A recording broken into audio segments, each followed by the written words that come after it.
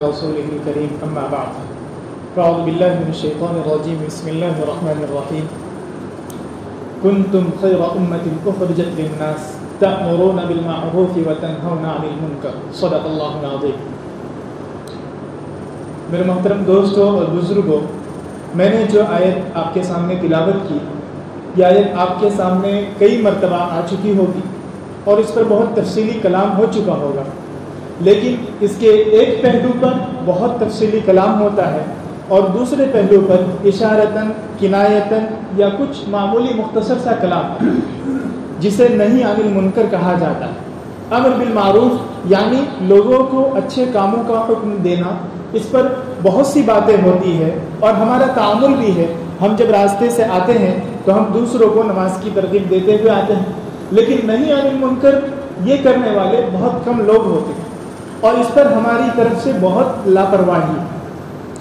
اس کو ایک مثال سے سمجھیے کہ اگر کسی مکان میں آگ لگ جائے تو آپ میں سے ہر ایک شخص فوری طور پر بغیر کسی چیز کو دیکھے ہوئے کہ فلاں کون ہے، کس برادری سے ہے، کس نسل سے ہے یا کس گاؤں کا ہے، ان تمام چیزوں کو دیکھے بغیر اپنی گاڑی سائڈ پر کریں گے، اپنا وقت نکالیں گے، اپنے طور پر جو آپ سے ممکن ہو سکے گا آپ کوشش کریں گے کہ آگ بجھ جائے.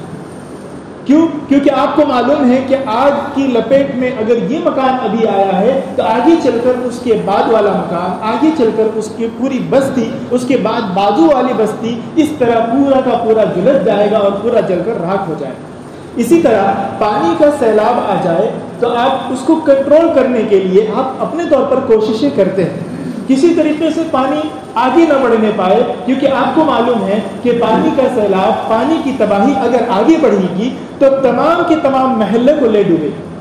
تھوڑی تھوڑی دیر کے بعد وہ بڑھتا رہے گا یہاں تک کہ تمام مکانات کو اور پورے بستی کو اپنے آغوش میں لے لے. جس طرح آپ نے مثال سے آگ اور پانی کو سمجھا، اسی طرح ہمارے ارد گرد، ہمارے درمیان برائیاں اور بے حیائیاں اسی آگ اور پانی کی طرف پھیلتی جا رہی ہیں اور اس کو اگر ہمارے ارد گرد کرنے والے برائی ایک آدمی، ایک فرد ہے، دو فرد ہے، آگے چل کر اسی کو دیکھا دیکھی دوسرا آدمی اس رنگ میں رنگتا ہے اور اس طرح ہمارا پورا محلہ، ہماری پوری برادری، ہمارا پورا خاندان اس طرح کی برائی سے متاثر ہو جاتا ہے اور پورے طور پر برائی کی لپیٹ میں چلا جاتا ہے. کیوں؟ اس وجہ سے کہ جب ایک مرتبہ کسی کو برائی کرتا ہوا دیکھتا ہے تو وہ جری ہو جاتا ہے کہ لوگ اسے برا سمجھتے ہی نہیں، اسے کوئی کچھ نہیں بولتے ہیں تو چلو ہم بھی کرتے ہیں، ہمیں بھی کوئی کچھ نہیں بولے گا. اس طرح وہ جری ہوتے ہوتے اس کا دائرہ بڑھتا جاتا ہے یہاں تک کہ پورے محلے کو، پوری بستی کو اپنے لپیٹ میں لے لیتا ہے. اس میں دو طرح کے لوگ ہوتے ہیں. ایک تو وہ جو صوفی صافی ہوتے ہیں، اللہ تبارک و تعالیٰ سے ان کا تعلق مضبوط ہوتا ہے، رات میں رو رو کر اللہ سے دعائیں کرتے ہیں، اپنے طور پر اپنی زندگی صحیح طور پر گزارتے ہیں. اور ایک وہ جو تھوڑے سے غافل ہوتے ہیں، تھوڑی سی غفلت میں ہوتے ہیں. جو لوگ تھوڑے سے غفلت میں ہوتے ہیں وہ جلدی سے اس سے متاثر ہو جاتے ہیں. پھر ہوتا یہ ہے کہ وہ لوگ جو تھوڑے سے متاثر ہوتے ہیں، ان لوگوں کا اٹھنا بیٹھنا، چلنا پھرنا، رہنا سہنا سب ان لوگوں کے ساتھ ہوتا ہے جو اچھے لوگ ہیں. یا تو وہ برے لوگ یا جن کے اندر غفلت ہے، اچھے لوگ تھے ہی لیکن ان کے اندر تھوڑی سی غفلت تھی، وہ انہیں متاثر کر دیتے ہیں یا متاثر نہ کرتے ہیں تو کم سے کم یہ اچھے آدمی ان برے لوگوں کو اپنی حالت پر چھوڑ دیتے ہیں اور یہی چیز دونوں کی تباہی کا ذریعہ ہوتا ہے. آپ اگر قرآن کریم کی تفسیر پڑھے ہو یا سنے ہو تو جو لعن الذین کفروا من بنی اسرائیل علی لسان داؤد و عیسی ابن مریم ذلک بما عصوا وکانوا یعتدون کانوا لا یتناہون عن منکر فعلوہ، کہ اس میں جو عذاب کا سبب بیان کیا ہے بنی اسرائیل کے علماء کے پر عذاب کا سبب بیان کیا ہے، وہ یہ بیان کیا ہے کہ وہ لوگ لوگوں کو ان برائیوں سے نہیں روکتے تھے جو وہ کرتے تھے. ہوتا یہ تھا کہ کوئی کچھ دیر کے لیے قطع تعلق اختیار کر لیتے تھے یا منع کر دیتے تھے کہ یہ چیز بری ہے مت کرو، لیکن پھر بعد میں ان کے ساتھ اٹھنا بیٹھنا، رہنا سہنا سب کچھ ہوتا تھا. اس کی وجہ سے اللہ تبارک و تعالیٰ نے دونوں کو عذاب میں مبتلا کیا اور یہی اس کا سبب ہے. دوسری چیز آپ نے ایک حدیث بھی سنی ہوگی کہ حضرت ام سلمہ رضی اللہ تعالیٰ عنہ سے یا غالباً حضرت عائشہ رضی اللہ تعالیٰ عنہ سے حضور اکرم صلی اللہ علیہ وسلم نے ارشاد فرمایا کہ ایک زمانہ ایسا ہوگا جس میں برائیاں بہت زیادہ عام ہو جائے گی. مفہوم حدیث میں بیان کر رہا ہوں کہ ایک زمانہ ایسا آئے گا جس میں برائیاں بہت زیادہ عام ہو جائیں گی, اس میں اچھے لوگوں کے ساتھ جو برے لوگ ہیں یا ان دونوں کو دھسا دیا جائے. آپ نے اس کا مفہوم سنا ہوگا. تو اس میں حضور صلی اللہ علیہ وسلم سے جو حضرت ام سلمہ یا غالباً حضرت عائشہ رضی اللہ تعالیٰ عنہ نے دریافت کیا کہ اس میں تو اچھے لوگ بھی ہوں گے, تو اچھے لوگوں کو بھی یہ سزا دی جائے گی. تو کہا گیا کہ ہاں ان کو بھی سزا دیا جائے گا, لیکن بعد میں ان کے اعمال کے مطابق, ان کی نیتوں کے مطابق انہیں دوبارہ اٹھایا جائے گا. اس طریقے سے کہا گیا. پتہ یہ چلا کہ ہم جس معاشرے میں رہتے ہیں اس معاشرے میں ہمارے اوپر ذمہ داری ہے کہ ہمارے درمیان جو بھی آگ پھیل رہی ہے برائی کی, بے حیائی کی, فحاشی کی, ان تمام کو ہم اپنے طور پر روکنے کی کوشش کریں اور تدبیر کریں. اور ایک امت محمدیہ ہونے کے ناطے بھی یہ ذمہ داری ہم میں سے ہر ایک پر عائد ہوتی ہے کہ ہم تمام برائیوں پر قابو پانے کی کوشش کریں. ہم سے جس طرح ممکن ہو سکے ہم اس کو روکنے کی کوشش کریں. حدیث پاک میں یہ بھی ہے کہ ایک زمانہ ایسا آئے گا جس زمانے میں لوگوں کے دلوں میں دنیا کی محبت بہت زیادہ ہو جائے گی, بہت زیادہ دنیا کی محبت ہو جائے گی, اور وہ ان کے دل میں غفلت ہو جائے گا. وہن سے تعبیر کیا, وہن سے حدیث میں. تو یہ غفلت ہو جائے گا, یعنی آخرت سے غفلت ہو جائے گی, اور دنیا میں دنیا کی محبت زیادہ ہو جائے گی. اس میں لوگ بے حس ہو جائیں گے, احساس نہیں رہے گا, اچھے کاموں کو نہ کریں گے, اگر کریں گے بھی تو رسمی طور پر ادا کریں گے, ان میں کوئی روح نہیں ہوگی, جان نہیں. ایسے حالات میں بہت بڑی ذمہ داری آتی ہے کہ یہ جو آگ بے حیائی اور فحاشی کی ہمارے درمیان پھیل رہی ہے, جو بعد میں آگے چل کر ارتداد کا سبب بن رہی ہے, جو بعد میں آگے چل کر کفر اور شرک تک لے جا رہی ہے, جو بعد میں آگے چل کر ہماری بچیوں کو, ہماری بہنوں کو زنا تک لے جا رہی ہے, ان تمام پر قابو پانے کی ہماری ذمہ داری.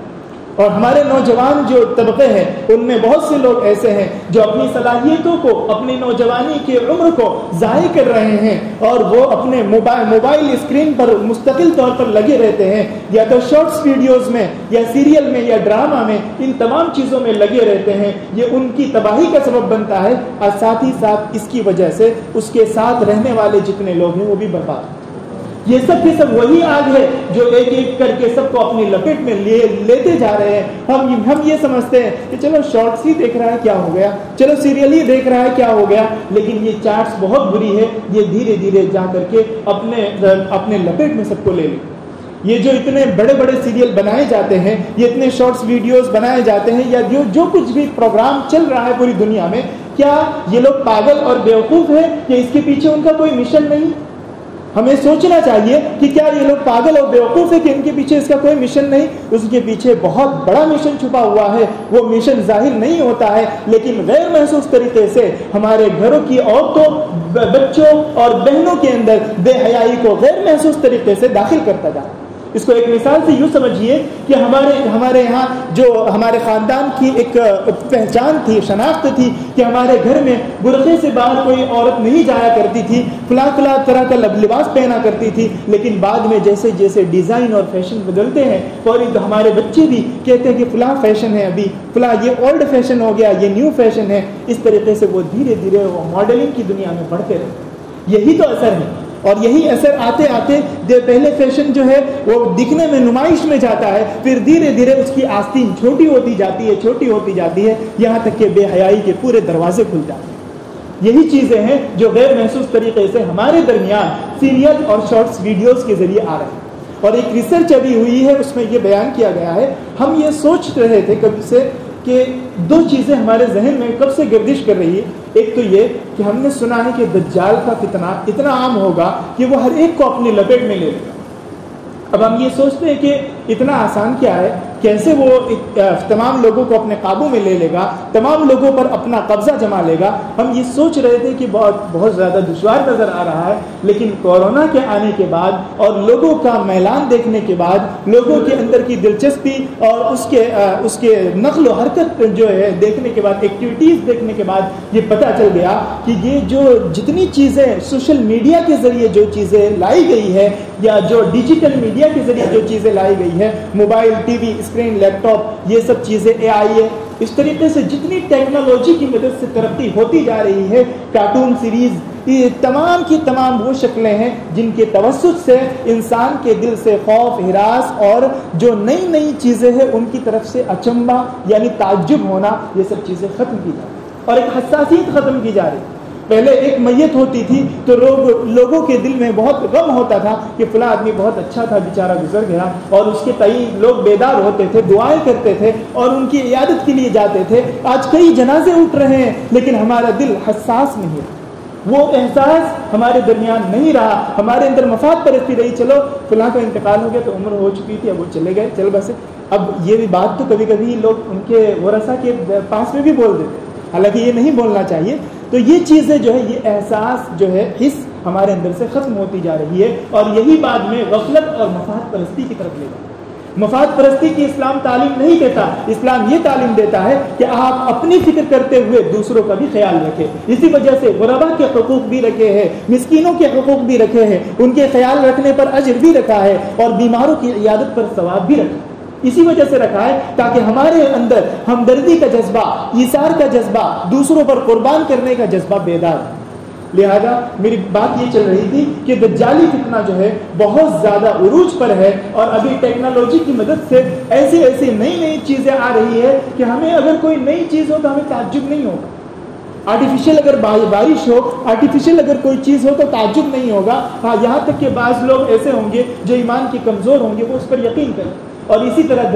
دجالیات سے متاثر ہو کر، دجالی دجل کے معنی دھوکہ کے،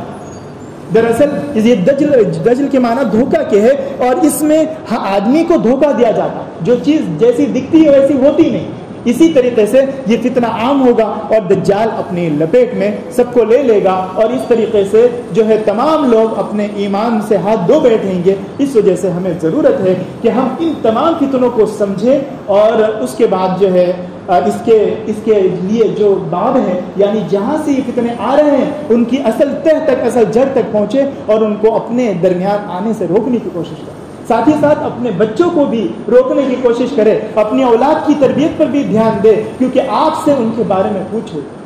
آپ کو اولاد دی گئی ہے، یہ اللہ تبارک و تعالیٰ کی بہت بڑی نعمت ہے، لیکن جو اس کی تربیت کی ذمہ داری آپ پر عائد ہے، آپ اگر یوں کر کے چھوڑ دیں کہ چلو یہ غلط ہو گیا، برا ہو گیا، اسے اپنی حالت پر چھوڑ دو، ہمارا کیا جاتا ہے، یہ اپنی زندگی برباد کرے گا، اس سے کچھ نہیں ہونے والا، اس سے آپ اپنا پلہ جھاڑ نہیں لیں گے، بلکہ اللہ تبارک و تعالیٰ نے آپ کو اولاد دی ہے، اس کے متعلق آپ کو باز پرس ہوگی۔ آپ کی ذمہ داری بنتی ہے کہ آپ اپنے اولاد کو، اپنے گھر والوں کو، اپنے خاندان والوں کو جہنم کی آگ سے بچائے، اور آپ خود بھی بچے، اور امت محمدیہ ہونے کے ناطے یہ بھی ذمہ داری۔ دوسری چیز ہمارے درمیان ایک بہت اہم چیز یہ ہے کہ ہم کسی ایک مضمون پر فوکس نہیں کرتے۔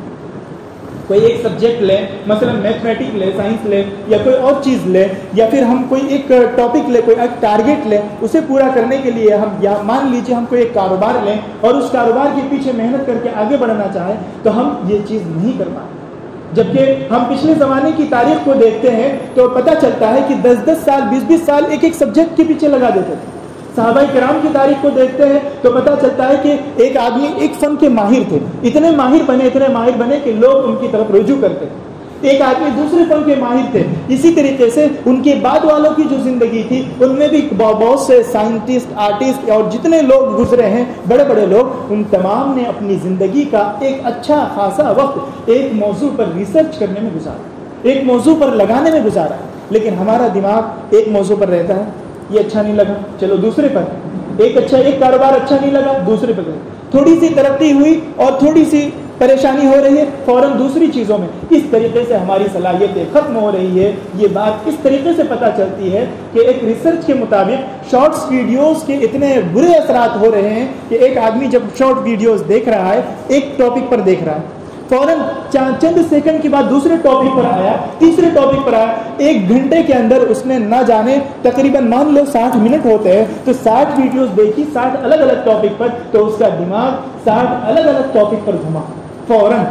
جیسے دیکھا اس کے دماغ میں فوراً 60 الگ الگ ٹاپک پر گھومے۔ جب ایک دماغ ایک موضوع پر 30 سیکنڈ نہیں رہ پائے یا 1 منٹ نہیں رہ پائے اور الگ الگ ٹاپک پر گھومیں، تو آپ سوچ لیجئے کہ جب ہم کئی ساری سچویشن سے ایک بار کی متاثر ہوتے ہیں، مثلا ہم گاڑی چلا رہے ہیں یا کوئی کام کر رہے ہیں، اچانک سے ہمارے دماغ میں کئی طرح کی چیزیں آ گئی سامنے، تو ہمارا دماغ ایک دم کام کرنا بند کر دیتا ہے. تو اگر 1 گھنٹہ اگر شارٹس ویڈیو میں آپ نے گزارا اور 60 الگ الگ ٹاپک پر آپ کا دماغ جو ہے حرکت کیا، اب آپ کا دماغ کام کرنا بند کر دیا.